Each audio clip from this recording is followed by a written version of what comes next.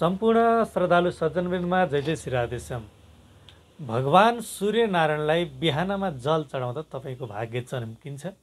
जुन कारणहरू मैले तपाईँहरूमाझ प्रस्तुत गर्न गइरहेको छु, सूर्यनारायणलाई जल चढाउँदा हुने फाइदाहरू अनि बिहानमा यस्ता कर्महरू गर्दाखेरि हुने फाइदाहरू, मात्र 5 वटा कर्महरू गर्नाले तपाईँहरूको जीवनमा उन्नति ल्याउनेछ, प्रगति ल्याउनेछ, तपाईँको भविष्यलाई उच्च स्थानमा पुर्याउनेछ।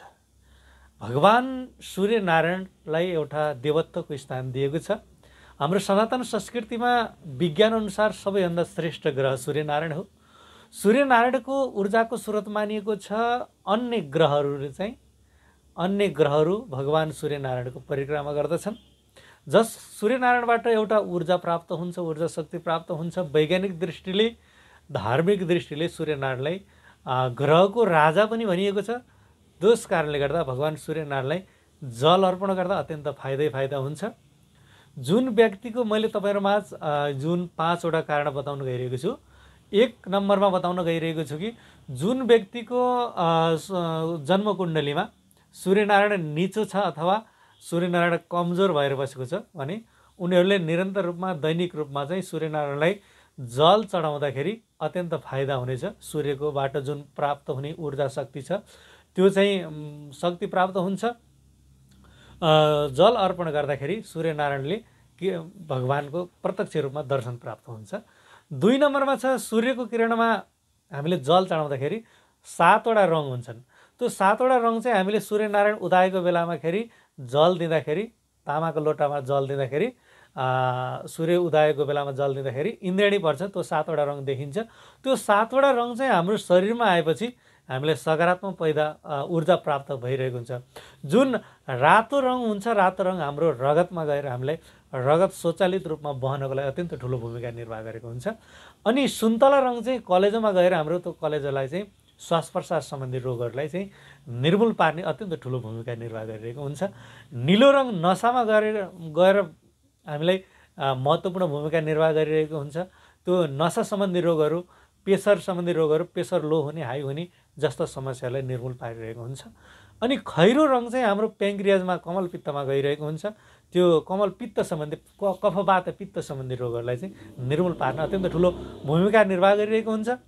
अनि मृगौलामा चाहिँ एउटा भोयलेन नम्बर नामको यो रङ चाहिँ त्यहाँ गएको हुन्छ। त्यसले गर्दा हाम्रो मृगौला सम्बन्धी, पत्थरी सम्बन्धी रोगहरू चाहिँ कमजोर छ भने त्यसले हटाउने ठुलो महत्त्व हुन्छ। अनि कलेजोलाई पनि हाम्रो जुन ग्यास्ट्राइटिस सम्बन्धी रोगहरू पनि त्यसले निर्मूल पारिरहेको हुन्छ। पहेँलो रङ र सेतो रङ चाहिँ हाम्रो मस्तिष्कमा गएर मस्तिष्कलाई चाहिँ एउटा सुन्दर सोच्ने, स्मरण गर्ने शक्ति क्षमता चाहिँ निर्मूल पारिरहेको हुन्छ।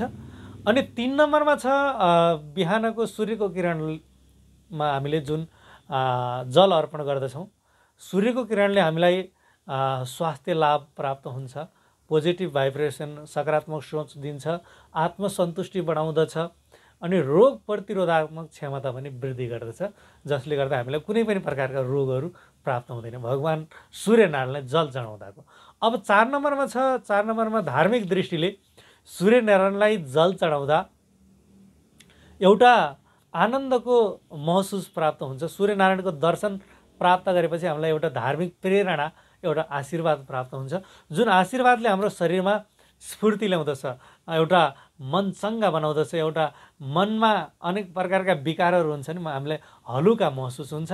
हलुका महसुसको कारणले गर्दा, सूर्यनारायणको दर्शनले गर्दा हामीलाई एउटा ईश्वरीय शक्तिको कारणले गर्दा अत्यन्त चिन्ता रहितको ऊर्जा प्राप्त हुन्छ। 5 नम्बरमा छ, अन्तिम नम्बरको कुरा बताउन गइरहेको छु। सूर्यनारायणलाई जल चढाउनको लागि हामीले के गर्ने त भन्दा, पहिला एउटा पितलको अथवा तामाको भाँडामा थोरै अबिर राख्ने, अबिर राखेर अनि दुबो अथवा रातो फुल राख्ने। रातो फुल राखेर भगवान सूर्यनारायणलाई आफ्नो शिरभन्दा माथि लगेर, यसरी माथि लगेर जल चढाउने। जल चढाउँदाखेरि त्यहाँ चाहिँ इन्द्रेणी पर्दछ। त्यो इन्द्रेणी पर्दाखेरि हाम्रो शरीरमा आउँदछ, जसको सूर्यको किरणले गर्दा, असरले गर्दा हाम्रो शरीरमा सकारात्मकता आउँदछ, पोजिटिभ भाइब्रेसन आउँछ। यो यसरी सूर्यनारायणलाई जल चढाउँदा ओम सूर्यनारायणाय नमः, ओम घृणी सूर्याय नमः आदि मन्त्रले जल चढायो भने हाम्रो जीवनमा परिवर्तन आउनेछ। हाम्रो व्यवहारमा परिवर्तन आउनेछ, हाम्रो एउटा धार्मिक हिसाबले पनि हामीलाई आत्मसन्तुष्टि प्राप्त हुनेछ र दैनिक व्यवहार मङ्गलमय आनन्दमय प्राप्त हुन्छ। नमस्ते, जय जय श्री राधेश्याम। यहाँहरूको जीवन आनन्दमय बितोस्।